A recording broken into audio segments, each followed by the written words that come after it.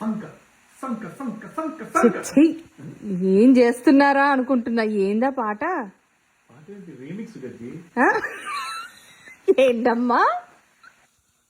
సంక సంక సంక సంక సంక్రాంతి వచ్చింది తుమ్మరా. నేను తుమ్మను గాని ఎంత దరిద్రంగా ఉందంటే మీ పాట. వెయిట్, ఇందులో ఏముంది? ఆ?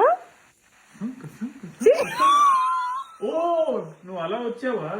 నేను సంక్రాంతి వచ్చింది తుమ్మెదా, అది మైండ్ లో ఉంది. ఆ పాట యాజ్ ఇట్ ఈజ్ ఉంది సార్, కానీ మీ రీమేక్స్, ఓ మై గుడ్నెస్. ఏదో నేను ఇంకా సడన్ గా ఏదో క్రియేటివ్ గా ఆలోచించాను. అసలు ఇది ఒక రోగిపోయే ఒక వైరల్ పాట అయిపోద్ది అనుకున్నా గానీ మేము కాదు, కింగ్ నాగార్జున గారిని పిలిపించి రక్తదానం చేసేలాగుండా. చేయండి, తప్పులేదు, మంచిదే. ఎందుకంటే తుమ్మెదా బేరియా మొత్తం బాబీ గారి బ్లడ్ పంచేద్దామని డిసైడ్ అయిపోయి. దేవుడా, అప్పటి నుంచి వింటున్నా, ఇంకా ఆగలేక రికార్డ్ చేశా. కానీ దాంట్లో ఒక లెవెల్ చూసిన తుమ్మెదా అలా ఒక టెంపో, ఒక రిథమ్. మ్యాజికల్ మ్యూజిషియన్స్ కి మాత్రమే. మాకు అస్సలు మ్యూజిక్ సెన్స్ లేదు కాబట్టి మాకు ఎక్కట్లేదు సార్. దేవుడా, పండగ పూట గుర్తొచ్చింది. ఏమిటమ్మా మా ప్రాణానికి?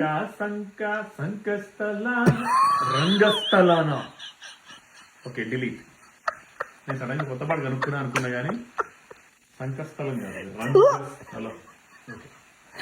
ఏమండి, మేము అట్లీస్ట్ మేము వండుకున్న పిండి వంటలు ఎంజాయ్ చేయండి, మీ పాటలతో కూని చేద్దాం మమ్మల్ని ప్లీజ్. ఇలాంటి సెటైర్ లేస్తే కొత్త పాట వస్తుంది మళ్ళీ. ఒకటి నీకో దండం పెడతా స్వామి, వద్దు. Last last last. అమ్మో అమ్మో, ఏం పాట వస్తుందో మా ప్రాణానికి. వద్దులే, థ్యాంక్స్ బతికిచ్చిన. మీ కాళ్ళేవి ఇటు పెట్టండి, ఒకసారి మొక్కి పారేస్తా. చల్లగా ఉన్నాయని పైన పెట్టొచ్చాను.